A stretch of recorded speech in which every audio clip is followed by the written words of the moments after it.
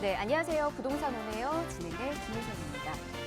주택시장이 정부의 강력한 대출 규제와 그리고 가계대출 옥죄기 영향으로 지금 숨고르기에 들어간 것으로 분석이 되고 있습니다. 정부는 자신 있게 이 집값 복전론을 또 고수하고 있지만 주요 연구기관들에게 있어서는 내년 집값 전망 계속해서 오를 것이다. 이렇게 또 전망을 하고 있습니다.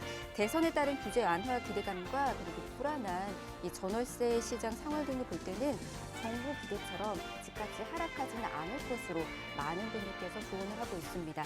시장의 흐름 계속해서 확인해 주시길 바라겠고요. 좋은 전략 저희와 함께 또 세워나가 보시길 바랍니다. 자, 오늘도 부동산 오네요. 다양한 정보들 준비해 왔는데요. 오늘 순서 간략하게 소개해드리도록 하겠습니다. 먼저 전문가와 함께 부동산의 시장 핵심 이슈 알아볼 거고요. 이후에는 가치 있는 지역으로 가보도록 하겠습니다. 부동산 투자 1번지 강남권에서 정보 전해드리도록 할게요. 서초구 서초동에서 다세대 주택 정보 먼저 전해드릴 거고요. 이후에는 강남구 역삼동에서 오피스텔 중심으로 이야기 또 전해드리도록 하겠습니다. 서초하고 역삼입니다. 계속해서 미래가치 높은 지역이니까 함께 해보시길 바라겠고요. 궁금하신 사항은 아래 나가고 있는 번호로 연락 주시길 바랍니다. 02-1638-3994번 전화 무료고요. 문자는 정보용료 100원 부과됩니다. 샵 3989번으로 문자 남겨주셔도 계속해서 도움 드리도록 할게요. 그리고 저희 부동산 오네요. 다양한 정보도 지금 전해드릴 텐데요. 저희 프로그램에서 제공해드리는 정보는 투자에 대한 조언일 뿐입니다. 투자에 대한 판단이나 책임, 투자자 본인에게 있다는 점, 이 점 꼭 유의하시길 바랍니다. 자, 그럼 부동산 오네요. 본격적으로 출발합니다.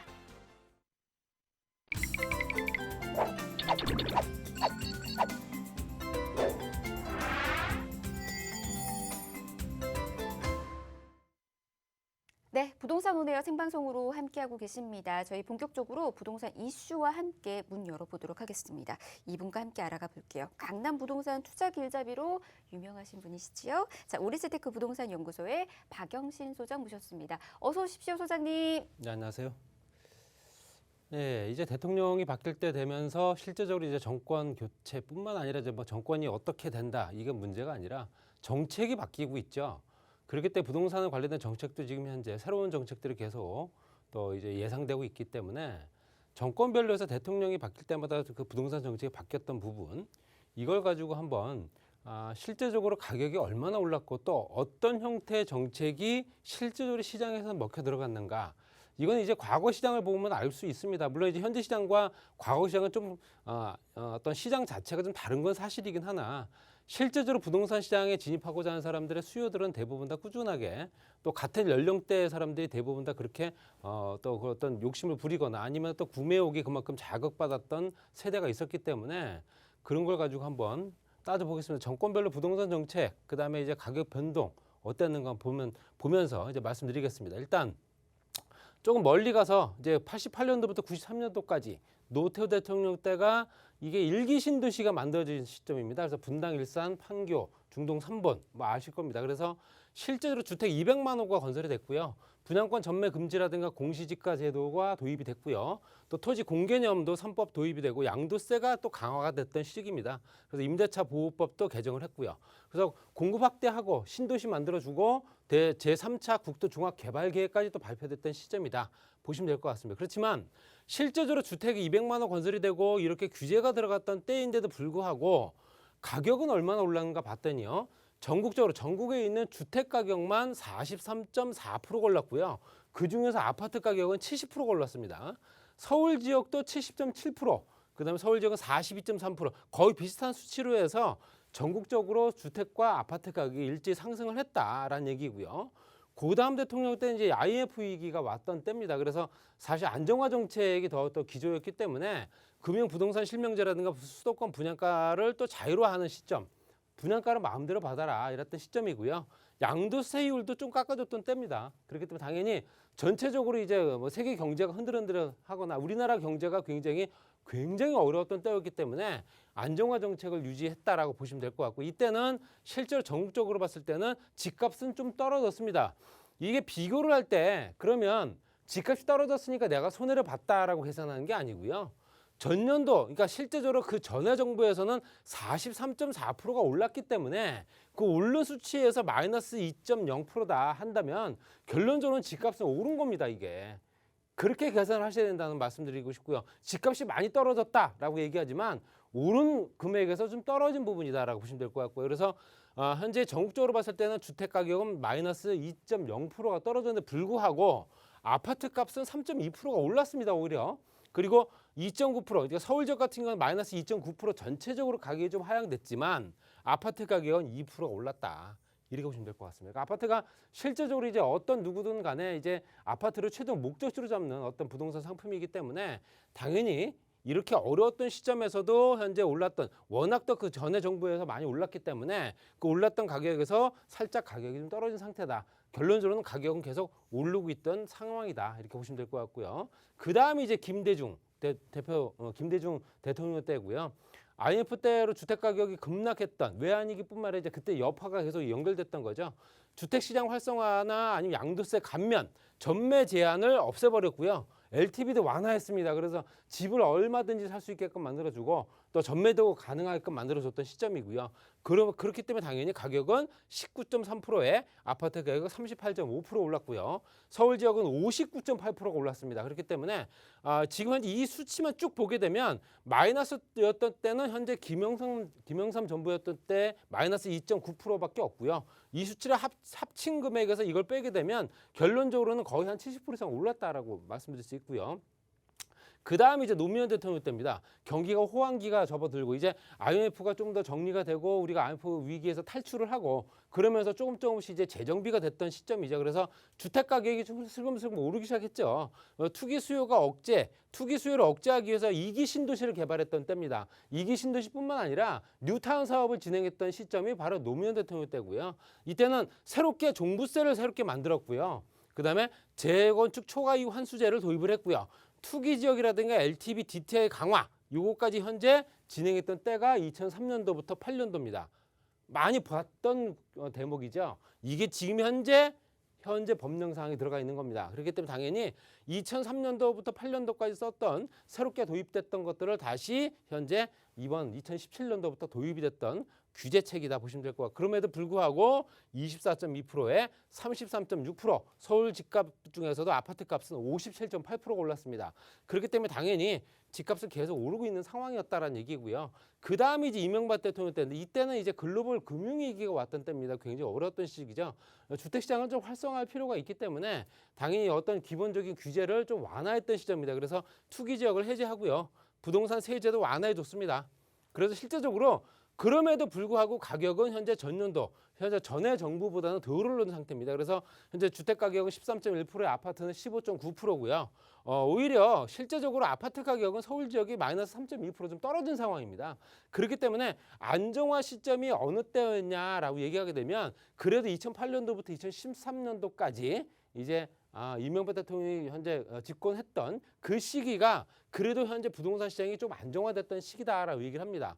그 다음이 이제 박근혜 대통령까지 연결되는데 이때도 주택시장의 침체가 지속됐기 때문에 당연히 규제 완화 정책을 펼쳤습니다. LTV, DTI 완화했고요. 또 가계부채 관리 방안부터 해서 청약 조정 대상 지역 지정을 해서 실제적으로 많은 사람들이 청약에 당첨될 수 있게끔 또 집을 살 수 있게끔 만들어줬던 시기고요.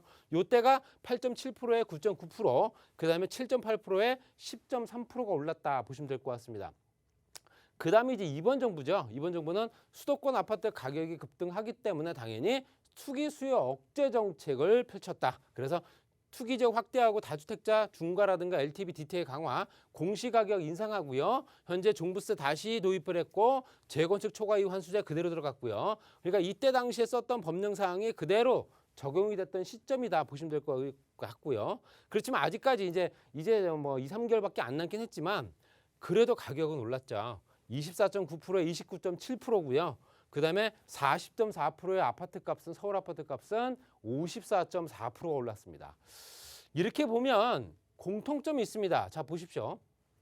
정권별 주택 정책 변화, 아파트 매매 가격을 아파트를 기본적으로 우리가 선행 지수로 봤을 때 아파트 매매 가격 지수를 보게 되면 규제책이 들어가 있던 현재 노태우 대통령 때나 또 규제책이 들어가 있던 노무현 대통령 때나 지금 정부나 공통점이 뭐냐? 집값이 다 올랐다라는 겁니다. 규제가 들어갔던 시점은 대부분 다 집값이 올랐습니다. 그렇기 때문에 당연히 완화 정책을 펼쳤던 시기는 그래도 안정화가 됐던 시기 맞고요. 현재 시점상 실제로 오를 수밖에 없는 상황이 됐던 시점도 있지만 그 규제책을 쓰지 않아도 실제적으로 시장이 안정화됐던 시기입니다. 그래서 이명박 대통령 때는 이렇게 그래프가 예쁘게 상향선이라든가 하한선이 그렇게 크게 요동치지 않는 이런 형태로 갔고요. 박근혜 대통령도 마찬가지지만 이번 정부에서는 이렇게 가격이 수직으로 올라가고 있는 상황입니다. 말씀드린 대로 규제책이 들어갔던 시점마다 가격은 올랐다. 이렇게 보시면 될 것 같습니다. 그래서 규제와 완화를 반복할 수밖에 없는 상황이긴 하지만 규제책이 들어가면서 실제로 시장의 거부 상황이 많아지고 매물이 잠기고 그러면서 거래가 일시적으로 중단이 되고 호가는 높아지고 이런 형태로 계속 공통적으로 움직였던 시장입니다. 그렇기 때문에 당연히 규제책보다는 다음에는 뭐가 올 수 있느냐, 완화책이 올 수밖에 없다라는 얘기입니다. 그렇기 때문에 당연히 내년 부동산 시장이 조금 더 기대가 될 수밖에 없다라는 얘기고요. 지금 현재 재건축에 관련된 규제 사항도 실제적으로 노무현 대통령부터 쭉 4개 정부를 봤을 때도 노무현 정부 때 재건축 초과이익 환수제를 도입을 했고요. 후분양제 실시까지 했습니다. 그리고 초고층 재건축 안 된다라는 얘기까지 하고 이게 이제 35층 규제죠. 또 재건축 안전진단 기준을 또 강화했습니다. 그래서 현재 등급상 실제적으로 등급이 조금 낮은 현재 등급이 어지간히 조금 더 버틸 수 있는 등급이 한다면은 재건축 허가를 안 해줬다는 얘기죠. 소형 면적 의무 비율을 다시 도입을 했습니다. 그리고 이명박 정부 때는 재건축 초과의 부담금 유예, 그러니까 실제로 거꾸로 갔다라고 보시면 될 것 같고요. 이 현재 초과의 부담금 부과를 유예를 하고요. 기반시설 부담금 제도 폐지하고 재건축 후분양제 폐지했습니다. 그리고 조합원 지위 양도 금지 폐지, 그다음에 전매 제한 기간 단축, 그다음에 소형 및 임대주택 의무 비율 사실상 없애버렸습니다. 임대주택 의무 비율이 들어가게 되면 일반 분양 물량이 줄잖아요. 그렇기 때문에 당연히 실제로 의무 비율을 사실상 폐지하고 용적률을 법정 한도까지 최대한으로 높여줬습니다. 그렇기 때문에 당연히 실제로 완화가 현재 그 전에 정부에 반대되는 상황으로 펼쳐졌었다 보시면 될 것 같고요. 그게 지금 현재 박근혜 정부까지 같이 연결이 됐고요. 재건축 연한은 30년, 원래 40년이었습니다. 이거를 10년 줄였죠. 그러니까 재건축할 수 있는 기간이 단축되다 보니까 빠르게 진행될 수 있다는 얘기고, 재건축 초과의 부담금 부과 추가 유예, 이때 유예했던 거를 다시 유예시키고요. 전용 면적 85제곱미터 이하의 의무 확보 요건 중에 연면적 기준을 폐지를 해버렸습니다. 그렇기 때문에 당연히 이때는 재건축 규제가 그만큼 완화가 되면서 많이 활성화됐던 시기다라고 얘기할 수 있지만, 서울 지역 같은 경우는 서울시장이 실제적으로 재건축의 허가 관련된 내용에 어떤 그 큰 틀을 잡고 있었기 때문에 박원순 시장이 실제로 재건축에 관련된 내용은 굉장히 부정적이었습니다. 그렇기 때문에 정부 정책과 반하는 실제 서울시의 재건축 허가 사항이 0건, 이때가 바로 이때입니다. 그러니까 실제로 정부의 규제를 완화했던 어떤 그런 정책과 반대로 갔던 시점이 서울시에는 펼쳐졌었다. 이때 부동산 관련된 시장이 그대로 현재 정책과 같이 움직였으면 그때 물량이 많이 확보가 됐을 테고요. 지금처럼 집값은 덜 오르지 않았을까 말씀드리고 싶고요. 문재인 정부는 당연히 규제가 들어갔죠. 그래서 당연히 조합원 지위 양도 금지했고요. 재건축 안전진단 기준 강화 다시 했습니다. 그리고 초과이익 환수제 부활시키고 재건축 사업에 분양가 상한제를 적용을 했다. 자, 그러면서 실제적으로 재건축에 관련된 내용은 대부분 다 아파트지 않습니까? 아파트가 서울 지역에 그러면 얼마만큼이 있느냐, 어떤 자치구의 아파트 비율이 높은가 봤더니 서울 지역의 전체 평균 아파트 비율은 58.3%고요. 그중에서 가장 높은 비율을 갖고 있는 지역이 노원구입니다. 노원구가 86.4%. 지금 현재 재건축이 시작되고 있는 지역들이죠. 너무 늦게 시작됐긴 했지만 그래도 시작이 되고 있죠.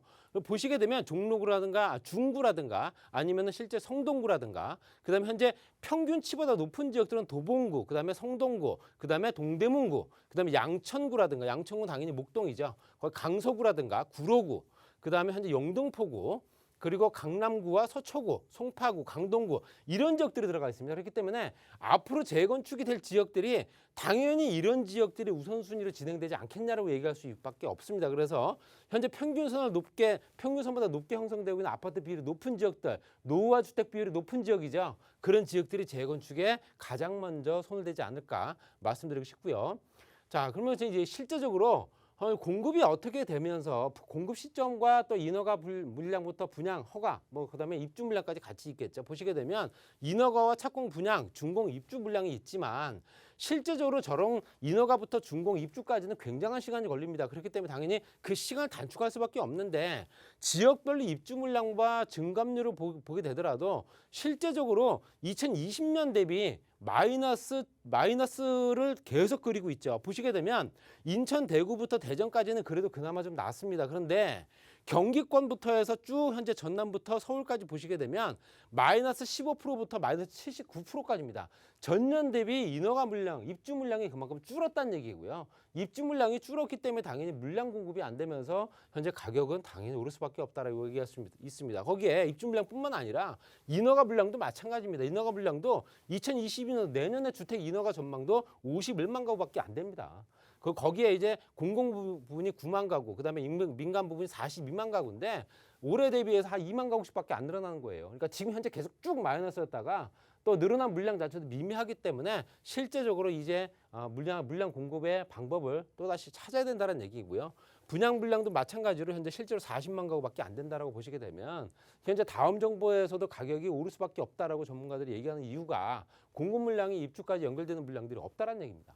거기 보시면 전세 가격이라든가 매매 가격 지수는 실제적으로 이 그래프는 많이 보셨을 겁니다. 그래서 실제로 2011년도부터 해서 쭉 2017년도부터 해서 이렇게 수직으로 상승하는 그래프는 사실상 보기 힘든 그래프죠. 이렇게 수직으로 올라가잖아요. 거의 직각으로 올라가고 있습니다. 그렇기 때문에 당연히 이런 부분에 따라서 집을 사고자 하는 사람들의 현재 의지가 꺾일 수밖에 없다는 얘기고요. 또 수익률이 비교를 하게 되면 당연히 부동산 쪽으로 몰릴 수밖에 없다라는 것도 얘기할 수 있습니다. 주식과 비교하는 이제 도표인데요. 삼성전자부터 현대차부터 이제 코스피라든가 코스닥, 그다음에 정기예금 수익률을 봤을 때도 실제적으로 정기예금 45%밖에 안 되는데 올림픽 선수촌 아파트라는 거 압구정 신현대 아파트 중위 매매 가격 보더라도 123%에서 거의 258%까지 올라갑니다. 거기에 봤을 때는 뭐 삼성전자가 371%까지 올랐다고 하지만 나머지 비율로 봤을 때는 부동산을 따라갈 수가 없다는 얘기죠. 아무리 주식이 많이 올랐다 하더라도. 그렇기 때문에 부동산 쪽으로 많이 부동산 쪽으로 자산들이 물릴 수밖에 없다는 얘기고요. 현재 국민 순자산 중에 부동산 비중이 74.8%나 됩니다. 그렇기 때문에 당연히 이런 비율은 앞으로 지속적으로 계속 오르지 않을까 말씀드리고 싶고요. 그리고 실제적으로 다주택자들이 출구 전략을 세울 때 이거를 매매로 돌아서야 되는데 그렇지 않은 상황이 현재 4년 동안 이어졌죠. 보시게 되면 증여하고 기타가 여기 오렌지 색깔입니다. 그러면 매매는 회색깔이고요. 매매보다도 증여 또는 상속으로 많이 갔다는 얘기입니다. 이게 언제부터? 2017년도부터 2020년도까지 앞으로도 계속 진행될 거고요. 이런 매물들이 시장에 풀리지 않는다는 얘기입니다. 그렇기 때문에 당연히 지급은 계속 부족할 수밖에 없다는 얘기고요. 또 증여 비중을 보게 되면 이 지역은 증여를 할 수밖에 없구나라는 얘기가 됩니다. 양천구, 종로구, 동작구, 용산구, 강남 3구, 강동구까지 다 집값이 가장 많이 오른 지역이죠. 가장 많이 오른 지역이기 때문에 당연히 매매를 서두를 필요가 없었고요. 또 양도세가 그만큼 많아지기 때문에 당연히 증여나 상속으로 현재 터냈다 이렇게 보시면 될 것 같고요. 갭 투자를 할 수 있는 여건들이 또 만들어졌다라고 보여집니다. 지금 이제 대출 규제가 들어갔죠. 대출 규제가 들어갔기 때문에 주택가격과 금리, 수요, 심리 이렇게 작용하겠지만 갭 투자는 실제로 다주택자뿐만 아니라 실수요자도 할 수 있죠. 1주택자들. 그럼 당연히 대출 규제 제약 없이 가능하고 또 자가 수요가 증대가 되면서 내 집을 갖고자 하는 사람들의 의욕이 또 많이 높아졌고요. 거기에 대출 규제가 딱 들어가다 보니까 실제적으로 이제 집을 사고자 하는 사람들이 세입자로 전락하는 경우가 많다. 당연히 전세 수요가 증가하고 전세 가격이 상승할 수밖에 없다는 얘기입니다.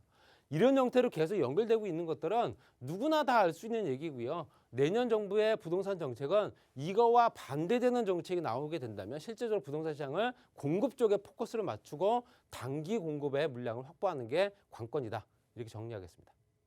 네, 확실히 과거의 사례를 보면 미래를 보실 수 있지 않을까 싶습니다. 이런 이제 정부 정책들이 계속해서 변화함에 따라서 부동산 시장도 계속해서 오르락 내리락 하고 있습니다. 시장 대응 여러분께서도 잘 해 나가 보시길 바라겠고요. 향후 이제 정권에 따라서 어떤 식으로 부동산 규제 대책들이 또 나올지 우리 소장님과 함께 또 바라보시고 전략 세워 나가 보시길 바랍니다. 상담을 통해서 또 해결하실 수가 있거든요. 상담 어떻게 진행되는지 이어서 이야기 좀 들어보도록 하겠습니다. 소장님, 1대1로 저희 또 상담 진행해 드리고 있잖아요. 잠깐 이야기 좀 들어볼까요? 제가 지금 쭉 말씀드렸던 것, 재건축의 아파트 비율이 가장 높은 지역들, 이런 지역들 같은 경우가 재건축의 수혜지가 될 겁니다. 또 새로운 정책에 재개발도 포커스를 맞춰져 있죠. 재개발 포커스 맞춰져 있다는 얘기는 기개발을 하려고 했다가 못했던 지역들뿐만 아니라 노후도가 워낙 열악한, 노후도가 너무 높은 지역들 같은 경우는 먼저 손을 댈 거다. 이렇게 보시게 되면 가장 오래된 도시가 어딘가를 한번 생각해 보시게 되면 정책의 수혜지를 알 수 있습니다. 그래서 이런 부분을 일대 상담 아니나 문자 상담뿐만 아니라 대면 상담까지 가능하기 때문에 많은 분들이 참여하시고 연락 주시기 바랍니다. 네, 우리 소장님과 함께 할 수 있는 상담은 예약이 필수입니다. 아래 나가고 있는 번호로 연락 주시면 저희가 상담 안내 예약도 도움 드리도록 할게요. 022638-3994번 전화 무료로 열어두고 있도록 하겠습니다. 자, 이번에는 소장님과 함께 가치 있는 부동산 투자처로도 떠나보도록 하겠습니다. 강남으로 가도록 할게요. 자, 서초에 있는 곳부터 소개를 해드리도록 하겠습니다. 서초동에 위치한 다세대 주택인데요. 위치가 2호선과 3호선 더블역세권입니다. 교대역에서는 도보로 약 7분 거리에 위치해 있고요. 남부터미널역에서도 인접해 있다라고 하네요. 지금 시세는 5억 4,500만 원에서 6억 8,500만 원에 형성이 되어 있는 곳입니다. 살기 좋은 서초, 어떻게 접근하면 좋을까요, 소장님? 네, 서초구의 다세대 주택이 서초구의 공통점은 대부분 예술 문화 공간뿐만 아니라 고급 주택가 밀집 지역이다 보니까 좀 여유 있는 그런 사람들이 많이 거주하는 지역이죠. 이미 준공이 완료됐고요. 2호선, 3호선 남부터미널역 교대역 이용하실 수 있습니다. 그래서 실존적 면적이 40.5제곱미터, 12평이 넘고요. 테라스라든가 앞마당이 있는 호실도 있습니다. 그리고 가격 5억 4,500만 원부터 6억 8,500만 원까지, 갭 투자는 8,500만 원부터 1억 500만 원 소요된다 보시면 될 것 같습니다. 고급 주택가 플러스 파락군도 있죠. 그렇게 당연히 이 주변이 환경 자체가 워낙 좋은 지역이고요. 개발 호재나 또 현재 신축 부지가 없는 강남 같은 시도성 높은 지역이기 때문에 또 어떤 투자 가치 높아진다 보시면 될 것 같고요. 교육대학교 건너편 쪽에 남부터미널역과 교대 같이 이용할 수 있고요. 경부고속도로 지하 사업의 가장 큰 수혜지면서 오른쪽 봤을 때 현재 입주하고 있는 현재 무지개 아파트라든가 현재 서초 우성 아파트, 이제 신동아 재건축이 또 시작하겠죠. 그렇게 되면 이런 부분이 그 주변의 부동산을 자극을 할 거고요. 또 장제선을 개통되면서 그 주변이 서초사당 방배권역까지 같이 연결되는 테헤란로 연장선이다 보시면 될 것 같습니다. 오른쪽 봤을 때는 강남, 역삼, 도곡, 대치까지 연결되기 때문에 아래쪽에 서초구면 RNC 단지까지 연결돼 있습니다. 학군 수요는 서초고등학교부터 서울고등학교, 서초중학교까지 같이 연결되기 때문에 파락군 수요가 밀집되어 있는 지역이다 보시면 될 것 같습니다. 그리고 아트밸리 가로수길 연결되는 세부섬에 연결되는 예술전당부터 문화지구 이런 것들이 지정되면서 그 주변에 특화된 상권이 만들어지고, 기존에 있는 또 법원단지라든가 주변에 종합병원부터 해서 예술공간들이 워낙 많기 때문에 그로 인해서 그 주변이 인구가 활성화되는 지역이다 보시면 될 것 같고요. 또 서초로 지구단위 계획구역, 현재 강남역부터 서초역까지 연결된 그 지구단위 계획구역 안에는 롯데칠성과 현재 코롱 부지까지 같이 들어가 있죠. 그리고 정보사 부지가 또 개발됩니다. 2023년도에 금융 첨단 산업 단지로 만들어지고요. 남부터미널 개발도 업무와 판매, 문화시설, 또 우면 양재 R&D 단지는 이미 조성하고 있고요. 또 예술자산부터 연결된 문화특구까지 연결되기 때문에 그 주변 상황이 굉장히 개발로 연결되는 지역이다 보시면 될 것 같고요. 현재 특별계획구역 안에 들어가 있는 롯데 부지 같은 경우도 실제적으로 롯데칠성과 코롱 부지가 같이 개발될 수 있는 가능성이 있습니다. 그래서 용적률이 바뀌고 용적률이 바뀔 수 있는 용도 변경 같이 만들어지기 때문에 그 주변에 있는 업무지구와 실제적으로 그 주변의 상업지역과 연결된 업무, 문화, 복합 개발이 진행된다 보시면 될 것 같고요. 남부터미널 같은 경우도 서울시역의 지역에서 10,000평방미터 이상의 부지 개발 면적들을 쭉 봤을 때 그중에 현재 롯데칠성 부지와 남부터미널 부지가 들어가 있습니다. 그렇기 때문에 이런 것들이 앞으로 개발될 수 있는 여지가 충분하다 보시면 될 것 같고요. 오피스라든가 호텔과 같이 연결된다 보시면 될 것 같습니다. 그리고 경부고속도로 지하 사업은 서초 양재 IC부터 반포 서초 IC까지 그 구간이 주거 상업시설로 같이 만들어지기 때문에 그 주변에 굉장히 큰 영향을 미친다 보시면 될 것 같습니다. 가격은 5억 4,500만 원부터 6억 8,500만 원까지, 전세는 4억 6천만 원부터 5억 8천만 원까지 가능하고요. 8,500에서 1억 500만 원 소요됩니다. 월세는 3천만 원 보증금을 120에서 150만 원 정도, 대출을 2억 1천만 원에서 2억 7천만 원 정도 활용하시게 되면 3억 500에서 3억 8,500만 원 들어가는 현재 구하기 힘든 서초 지역의 다세대 주택이었습니다. 네, 매매가 임대가는 시세 통해서 전해드렸습니다. 확인하시길 바라겠고요. 살기 좋지만 나중에 크게 시세 차이까지도 누려볼 수 있는 곳이라는 점까지 여러분께서도 잘 기억하시고 전략 세워나가 보시길 바랍니다. 더 궁금하신 사항은 계속해서 연락 주시길 바랄게요. 022638-3994번 열어두고 있습니다. 자, 다음 지역으로도 가보도록 할게요. 오피스텔 정보 이번에는 전해드리도록 하겠습니다. 역삼동에 있는 곳이거든요. 위치 바로 확인해 보도록 하겠습니다. 2호선 역삼역에서 도보로 약 3분 거리에 위치해 있는 역세권입니다. 그리고 지금 이곳의 시세는 3억 1,700만 원에서 4억 6,300만 원에 형성이 되어 있는 곳이네요. 1인 가구가 계속해서 늘어나고 있는데 오피스텔에 대한 선호가 그렇다 보니까 또 커지고 있죠. 이곳 어떻게 또 접근하면 좋을지 이어서 들어볼게요, 소장님. 네, 테헤란으로 강남역과 신문화선 또는 현재 역삼역까지 같이 이용할 수 있는 초역세권이고요. 더블 역세권이죠. 뭐 트리플이라고 봐도 무방합니다. 신분당선까지 같이 이용할 수 있기 때문에 오피스텔이고 이미 준공이 완료됐습니다. 원룸과 1.5룸 구조고요. 3억 1,700부터 4억 6,300만 원까지 투자 금액은 5,700만 원부터 8,300만 원 정도 들어갑니다. 테헤란으로 직장인 수요는 당연히 증가할 수밖에 없는 산업 구조로 현재 세계 정세가 바뀌고 있는 상황이고요. 미래 가치가 높은 수익률에 토지 가격 상승하면서 시대 차이까지 같이 볼 수 있다 보시면 될 것 같습니다. 국제로 복합지구의 현대자동차, 롯데와 삼성 이 테헤란면에 대기업 3개가 다 들어가 있는 거죠. 결론적으로는 강남대로 연결된 신문다선 연장선이라든가 역삼동 IT 창업밸리 전철로 같이 이용할 수 있고 강남역 대형 상권까지 걸어서 이용할 수 있기 때문에 위치적인 여건이 상당히 좋고요.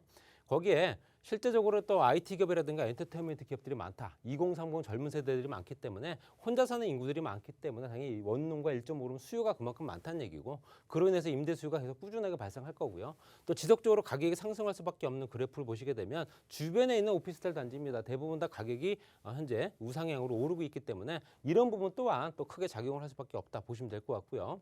전체적으로 2030 강남구의 개발 계획 보시게 되면 강남 역삼부터 해서 삼성까지는 가장 큰 벤처 산업 벨트가 들어갑니다. 그리고 신사부터 노년까지 연결되는 현재 의료 산업 벨트부터 압구정부터 하계월까지 연결되는 한류 관광 또 현재 의료 R&D 산업 벨트가 연결되는 수서부터 해서 양재까지 이런 것들 가장 중심에 들어가 있는 복합적인 개발 지구가 강남 테헤란로다 보시면 될 것 같습니다. 그리고 르네상스 복합단지 실제적으로 르네상스 호텔이 센터필드라고 하는 이름으로 바뀌었습니다. 그래서 업무시설과 업무 숙박시설이 같이 만들어지기 때문에 당연히 이 주변에 직장인들이 그만큼 많이 늘어난다 보셔야 되고요.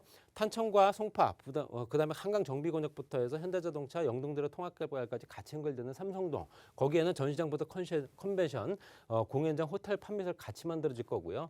또 주변에 있는 지하 공간 개발 통해서 지하 6층까지 또 환승장이 만들어지고 A 노선, C 노선, GTX죠. 거기에 위례신사부터 해서 급행철도까지 같이 만들어지기 때문에 이 주변이 굉장히 인구 구성들이 굉장히 풍부해질 수밖에 없고요. 현대자동차와 샌더필드, 롯데칠성 부지가 같이 연결되는 복합개발지구다 보시면 될 것 같습니다. 따라서 그 주변에 있는 상업지역 같은 경우도 용도 지역이 바뀌고 종상향이 이루어지고 용적률이 높아지기 때문에 투자 가치가 높아진다 이렇게 말씀드릴 수 있습니다. 가격은 3억 1,700만 원부터 4억 6,300만 원까지 부가세 별도고요. 2억 6천만 원부터 3억 8천만 원까지 전세 가능합니다. 5,700에서 8,300만 원 소요될 거고요. 보증금 2천이나 3천만 원에 월 105에서 130만 원까지 가능합니다. 대출 가능합니다. 2억 4천만 원부터 3억 4천만 원까지 허락하시면 5,700에서 1억 300만 원 들어가는 초역세권이면서 앞으로 투자 가치까지 높은 주거 업무 겸용 오피스텔이었습니다. 네, 1인 가구가 많은 지역입니다. 직장인 임대 수요까지 기대해 볼 수 있고요. 공실 영역까지 없는 곳이지 않을까 싶습니다. 여러분께서도 이 지역 한번 살펴보시길 바라겠고요. 더 궁금하신 사항은 아래 나가고 있는 번호로 연락 주시면 저희가 소장님과 함께 도움드리도록 하겠습니다. 021638-3994번 그리고 정보용료 100원 부과되는 샵 3989번으로 문자 남겨주시길 바랍니다. 자, 저희 1부 이렇게 마무리하고요. 잠시 뒤 2부에서 역시나 가치 있는 부동산 정보 전해드리도록 하겠습니다. 잠시만요.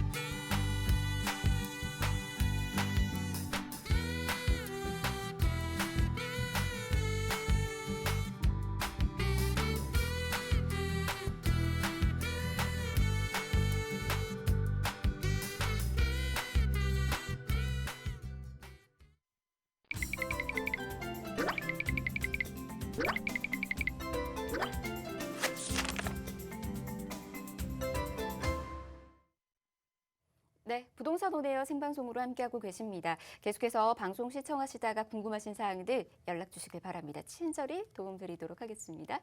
021638-3994번 전화 무료고요. 문자가 더 편하신 분들은 문자도 남겨주십시오. 다음 문자는 정보용료 100원 부과됩니다. 샵 3989번으로 문자 남기시면 계속해서 도움드리도록 하겠습니다. 자, 그러면 2부의 문도 활짝 열어보도록 하겠습니다. 2부 기다리고 있는 순서부터 소개를 해드리도록 할게요. 저희 먼저 서울 서남권으로 가서 대해서 정보도 좀 전해드리도록 하겠습니다. 쥐벨리의 임차 수요뿐만 아니라 대규모 개발 호재로 지역 가치 상승이 지금 이루어지고 있는 곳입니다. 금천구 독산동에 있는 오피스텔 정보 먼저 전해드릴 거고요. 이후에는 재개발 등 재정비 사업에 대한 기대감이 높은 지역으로 가볼게요. 재개발 투자에 관심 있는 분들이라면 이곳 많이 들어보셨지 않았을까 싶습니다. 구리에 있는 곳이고요. 교문동에서 3룸 다세대 주택에 대한 정보까지 전해드리도록 하겠습니다. 계속해서 가치 상승이 이루어지고 있는 곳이네요. 함께 하시면서 전략 세워 나가 보시길 바랄게요. 자, 그러면 바로 첫 번째 지역부터 가보도록 하겠습니다. 금천구 독산동에 위치해 있는 오피스텔 정보부터 전해드리도록 하겠습니다. 위치가 1호선이에요. 독산역에 있는 역세권 위치라고 하고요. 향후 이곳이 신화산선 신독산역에서도 인접해 있습니다. 교통호재 기다리고 있네요. 이후 지금 또 살펴볼 수 있는 거는 시세이죠. 2억 3,500만 원에서 2억 4천만 원에 형성이 되어 있는 곳입니다. 자, 어떻게 저희가 전략 세우면 좋을지 한번 만나보도록 하겠습니다. 사실 오피스텔에 대한 정보들도 많은 분들께서 궁금해하시거든요. 이런 정보들 하나하나씩 좀 전해드리도록 하겠습니다. 이분과 함께 만나보도록 할게요. 한국황토건축연구소의 최영애 대표 모셨습니다. 어서 오십시오, 대표님. 네, 안녕하십니까. 최영애입니다. 지금 오피스텔이 나름대로 상당히 지금 현재 대세를 이루고 있죠. 금년만 해도 거의 한 2배가 뛰었다라고 하고 내년 정도 되면 오피스텔이 한 8% 정도 증가해서 상승을 한다라고 해서 관심도가 상당히 많아서 지금 독산동의 오피스텔을 소개를 해드리겠습니다. 이렇게 지금 현재 신문에도 지금 굉장히 매일매일 오피스텔에 대한 정보가 흐르고 있는데 작년도에 그러니까 청약자만 3.8 증가가 했답니다. 3.8배나. 하지만 얼마 전에 또 한 90세대 정도 분양하는 그 부분이 거의 한 1,000명 정도가 몰려서 아주 대성황을 이뤘다라고 했듯이 이 지금 현재 전국의 오피스텔 자체가 지금 현재 이렇게 올라가고 있는 상황이기 때문에 관심을 둬도 좋을 것 같다라는 생각과 또 하나는 지금 현재 중대형 아파트가 너무도 가격이 오르다 보니까 이제는 주택 수에 지금 현재 취등록세에 대한 부분과 또 여기에 대한 그 세금에 적용되는 그런 부분 때문에 오피스텔로 몰리는데 이제는 바닥까지 지금 현재 사무실로 이용했던 그런 부분을 바닥을 온방으로 지금 현재 난방을 해도 괜찮다라는 이렇게 해서 나비 효과가 됐다라고 해서 오피스텔이 그만큼 앞으로도 가치는 있을 거다라고 보시면 되겠습니다. 넘어가서 지금 현재 제가 말씀드리는 독산동에 있는 오피스텔을 지금 현재 말씀을 드리면 독산 역세권입니다. 역세권은 지금 현재 여기서 한 7분 정도 도보로 걷고요. 앞으로의 신독산 안산역과 신독산역이 개통이 되면 2025년도에 개통 예정에 있거든요. 그러면 상당히 인접해 있을 거라고 보고 오피스텔인데 모두 8층입니다. 8층에 세대수는 48세대이고요. 48세대이고요. 사용 면적은 1.5룸입니다. 1.5룸에 풀 옵션으로 갖춰져 있고 시세가 지금 2억 3,500, 2억 4천이라고 하면 투자 금액은 500이면 되시겠습니다.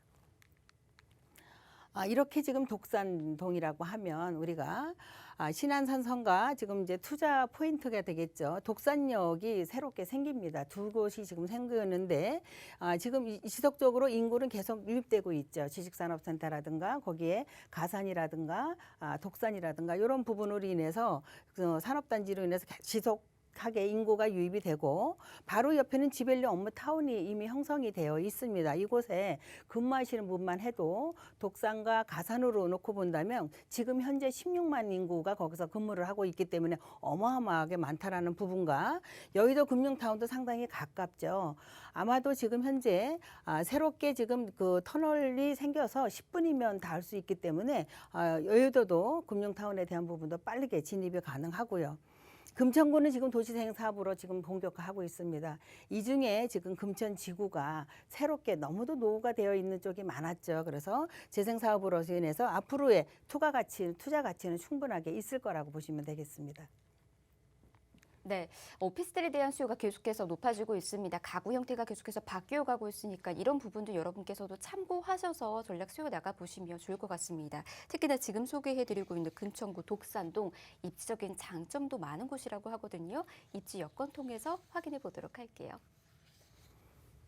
우리가 지금 현재 금천구 독산동이라고 하면 1호선을 말씀을 드리겠습니다. 1호선. 앞으로의 지금 현재 신안산선이 이렇게 지금 2024년도죠. 2024년도에 개통이 될 예정이고요. 이곳에 지금 가산 디지털 지금 현재 역에서 7분 정도, 7호선 남구로이고 또 여기 가봐도 보면 여기도 지금 현재 역이 하나가 있는데 지금 이제 같이 엮어서 어우러서 7호선, 2호선, 1호선 모두 달 수 있는 곳이고요. 이러기 때문에 모두 우리가 그 도보로도 산업단지를 가려면 여기 지벨리에 대한 부분이 가려면 도보로 10분 내에 있기 때문에 수요는 충분하게 넘고 전철에 대한 부분도 여의도까지도 또 강남까지도 충분하게 단거리로 갈 수 있는 그런 부분이라고 보시면 되겠습니다. 금천입니다. 이렇게 지금 현재 금천을 가려면 지금은 이렇게 서부 간선도로라든가 또 내지는 이제 남부 순환도로라든가 강남 순환도로를 타고 가게 되어 있습니다. 이곳에서 서부 간선도로라든가 강남에서 가는데 여기서 한 35분이면 갈 수가 있더라고요. 강남 순환도로를 타고 그리고 또 서부 간선도로를 타고 그 옆에는 광명시라든가 안양시, 구로, 관악구가 있는데 이 중에 최고가 많은 인구가 많고 산업단지가 많아서 앞으로의 그 활성화가 될 수 있는 지역은 금천구가 최고로 많은 그런 지역이다라고 말씀을 드리고요. 이렇게 지금 현재 산업단지가 구로구라고 하면 산업단지가 엄청나게 많죠. 우리가 지식산업이라든가 또 내지는 공업지구라든가 이런 부분으로 되어 있습니다. 영등포라든가 동작구, 관악구이지만 이곳에서 구로구, 금천구, 광명 이렇게 세 개를 놓고 본다면 지식산업센터라든가 가산디지털 또 내지는 구로의 디지털센터라고 봤었을 때 거의 최고 많은 인구가 세대수도 많고 구로구는 38,000이라고 하고 금천은 33,000이지만 동사자에 대한 부분은 훨씬 더 크다. 라고 되고 이 금천구에 지금 현재 이 안에 지벨리에 안에 들어서 근무하시는 분만 해도 거의 한 16만 명이 되지만 계속해서 지금 금천구를 파일을 크고 도시개발을 하고 있고 앞으로도 계속 현대산업의 그런 개발을 하기 때문에 2021년 이후에 계획을 세워서 앞으로의 25만 인구까지 지금 현재는 16만 인구가 이곳에서 직장으로 1인 2로 이렇게 다니고 있지만 25만 명까지도 지금 현재 늘릴 현상이기 때문에 수요는 충분하게 넘기는 그런 상황이라고 보시면 되겠습니다. 네, 이곳이 지금 주변에 산업단지가 잘 형성이 되어 있습니다. 일자리 유동인구가 계속해서 많아지고 있는데요. 앞으로 더더욱 또 갖춰질 예정이라고 하네요. 눈부시게 또 바뀌어질 것 같은데 이곳이 그리고 지금 다양한 개발 호재 소식으로 인해서 분위기가 더더욱 또 올라가고 있다라고 해요. 어느 정도로 지금 밝아지고 있는지 이 부분도 한번 확인해 보도록 하겠습니다. 개발 호재로 이야기 이어나가 볼까요? 첫 번째는 이렇게 지금 현재 신안산선을 놓고 봤었을 때 독산역을 간다라는 겁니다. 지금 현재 안산중앙역에서부터 환승되기도 하지만 독산역, 신독산역도 지금 현재 지나가 예정에 있고요. 지금 독산역도 가고 있고 이 부분이 2호선의 구로 디지털역 또 내지는 7호선의 신풍역까지도 환승할 수 있기 때문에 사통팔달로 앞으로는 독산역이 충분하게 독산동이 충분하게 활성화될 수 있는 그런 지역이라고 보시면 되고 두 번째는 이렇게 개발 호재가 많다. 이미 서부 간선도로가 개통이 됐지요. 양평에서 독산동까지 오는데 10분이면 올 수 있기 때문에 출퇴근을 하는데도 충분하게 가능하고 지설센터입니다. 이게 두산길의 지하차도로 지금 현재 건설을 하고 있는 그런 부분이기 때문에 그동안의 교통체증 때문에 힘들었던 그런 부분이 단숨에 움직일 수 있는 그런 부분이고 독산의 지구단위 계획이 지금 이렇게 뜨고 있습니다. 그래서 앞으로의 목적은 신안선선이라든가 또 역세권의 활성화라든가 또 여기에 또 그 지식산업센터라든가 해서 충분하게 인구는 늘어날 수밖에 없는 그런 지역이라고 보시면 되고 또 하나는 이렇게 누들 재생 사업이죠. 지금 금천구가 지금 누들 재생 사업으로 인해서 여기가 지금 현재 지벨리입니다. 바로 옆에 지금 현재 독산역이 있는데 이곳에 있는 지금 오피스텔이라고 보시면 되고 공군 부대입니다. 이전을 하지요. 이전을 해서 지금 현재 사이언파크가 들어간다라고 지금 현재 계획이 되어 있고 금천 지구단위 계획으로 인해서도 이렇게 크게 신도시가 들어가는 그런 상황이라고 보시면 되겠습니다. 해서 지금 현재 금액을 보면 여기가 1.5룸입니다. 사용 평수는 1.5룸이고 지금 한 10평, 11평 정도 되는데 판매 금액이 2억 3,500에 2억 4천이라고 하면 전세가 2억 3천입니다. 하지만 이곳에서 우리는 오피스텔이라고 하면 부가세가 환급이 되죠. 거의 한 1,000만 원 돈이 지금 현재 환급이 예정이 되어 있고 이곳의 전세는 인구가 너무 많다 보니까 전세는 밀려 있습니다. 그래서 투자 금액은 500만 원이면 충분하게 하지만 부가세 지금 환급을 받으면 마이너스로도 충분하게 할 수 있는 그런 오피스텔이라고 보시면 되겠습니다. 네, 자 금천구 독산동에 위치해 있는 오피스텔 정보 이렇게 전해드렸습니다. 매매가 임대가 좀 확인해 보신 분들 놀라셨을 것 같아요. 충분히 소액으로까지 접근 가능한 곳이니까 미래가치 높은 지역 선점 투자해 보시길 바랍니다. 더 궁금하신 사항인데 계속해서 아래 나가고 있는 번호로 연락 주시면 도움드리도록 할게요. 02-1638-3994번 열어두고 있습니다. 자 다음 지역으로 가보도록 하겠습니다. 앞서서 얘기해드렸죠. 다양한 재개발 호재 좀 누려볼 수 있는 곳이라고 합니다. 구리로 갈게요. 교문동에 있는 넓은 3룸 다세대 주택 정보 전해드리도록 하겠습니다. 위치가 경의 중앙선 양원역에 가까이 위치해 있다라고 하네요. 지금 시세는 4억 9천만 원에서 4억 9천5백만 원에 형성이 되어 있는 곳입니다. 자, 교문동은 어떻게 접근할 수 있는지 한번 이야기 들어보도록 하겠습니다. 일단 매물에 대한 개요부터 설명 좀 들어보도록 하겠습니다. 네, 우리가 지금 구리시라고 하면 경기도라고 그러지만 교문동은 서울의 지금 현재 경계선에 있는 교문동입니다. 다세대 주택이긴 하지만 우리가 아파트 분양권을 받을 수 있는 그런 다세대 주택이라고 말씀을 드리고요.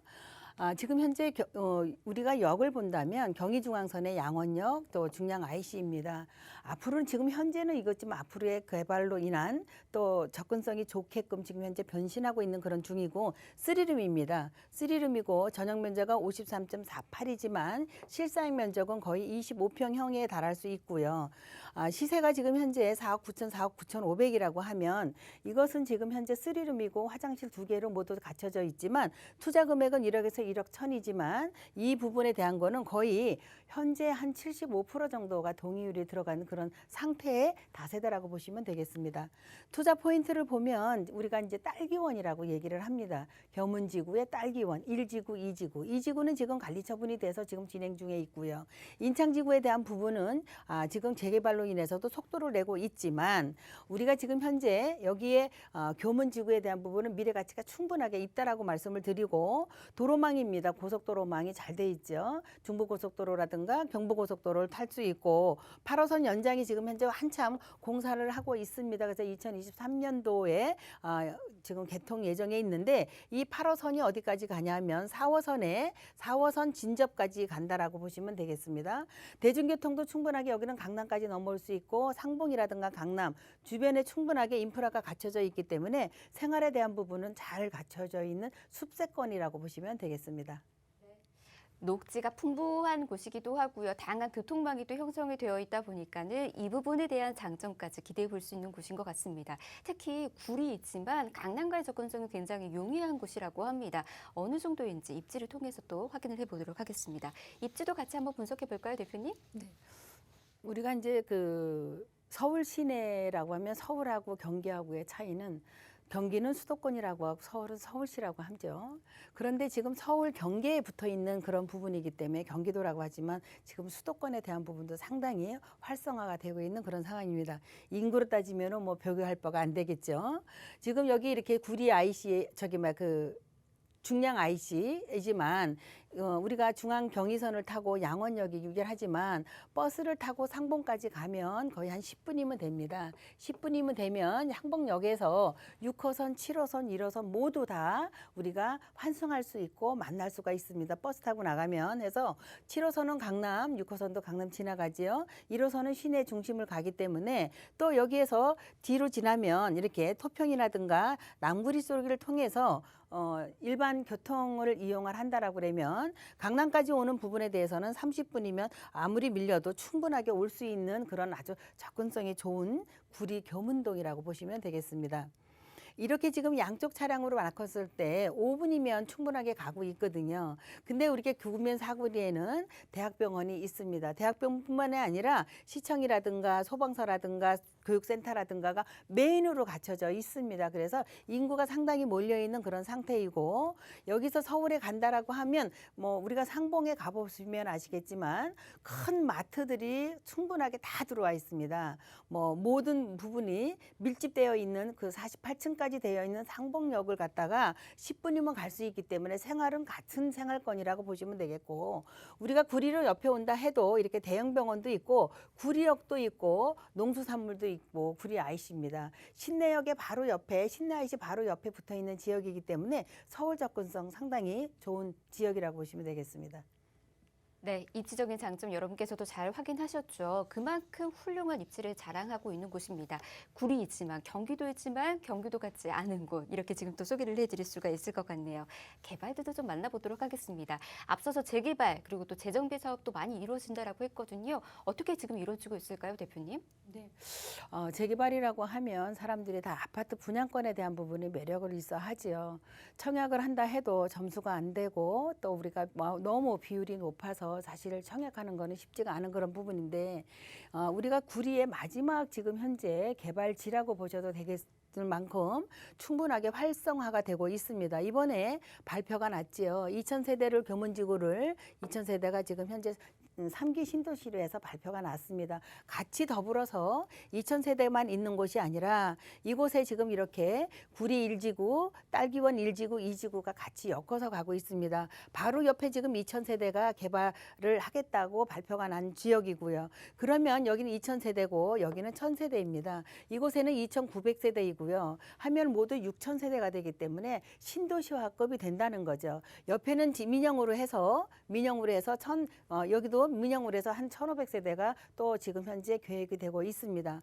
하지만 여기는 구리의 딸기원이라는 부분은 공공재개발이 아니고 민영 재개발이기 때문에 굉장히 빨리 갈 수 있고, 세대는 여기에 조합원이 1,000세대뿐이 안 됩니다. 하지만 2,900세대로 간다라고 하면 거의 한 1,500세대가 일반 분양으로 가기 때문에 조합원 우선순위로 가고, 지금 현재 동의율이 75%입니다. 그래서 1차에 동의율을 접수를 했지만 추가적으로 더 하고 있는 그런 부분에 이번 달 말일 날 다시 보완 서류가 들어간다라고 합니다.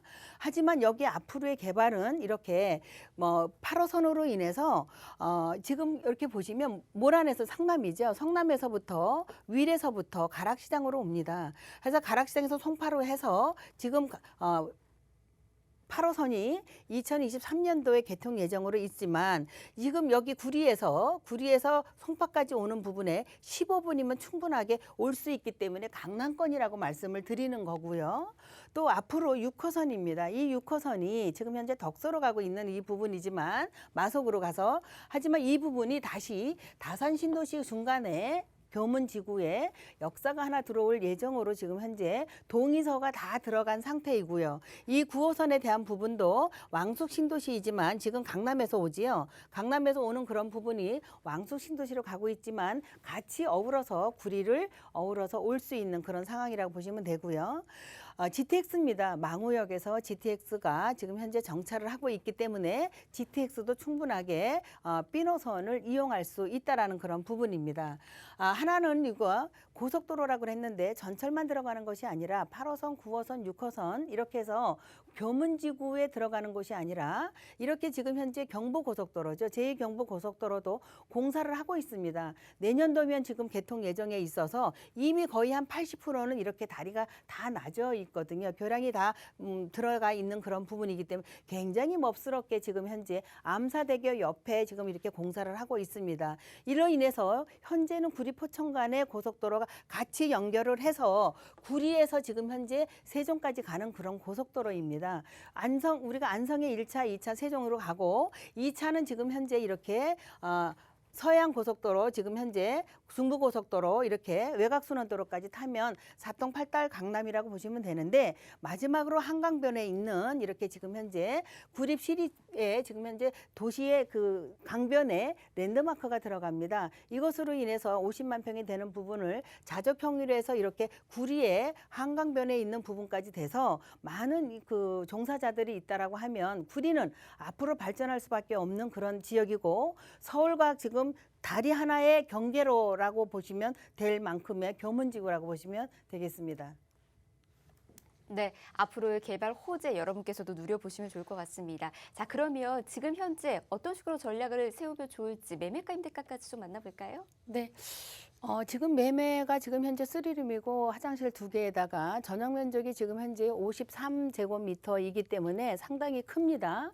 만약에 입주를 받는다라고 하면 84제곱미터를 충분하게 받을 수 있고요. 해서 지금 현재 전세는 3억 8천이면 투자 금액은 1억이면 가능하시겠습니다. 네, 자, 이렇게 저희가 정보 전해드렸습니다. 잘 참고하시길 바라겠고요. 자, 저희가 준비한 소식 오늘 여기까지입니다. 방송이 끝나고 난 이후에도 계속해서 전화 열어둘 테니까 연락 주시기 바랍니다. 저희 다음 시간 다시 올게요. 고맙습니다.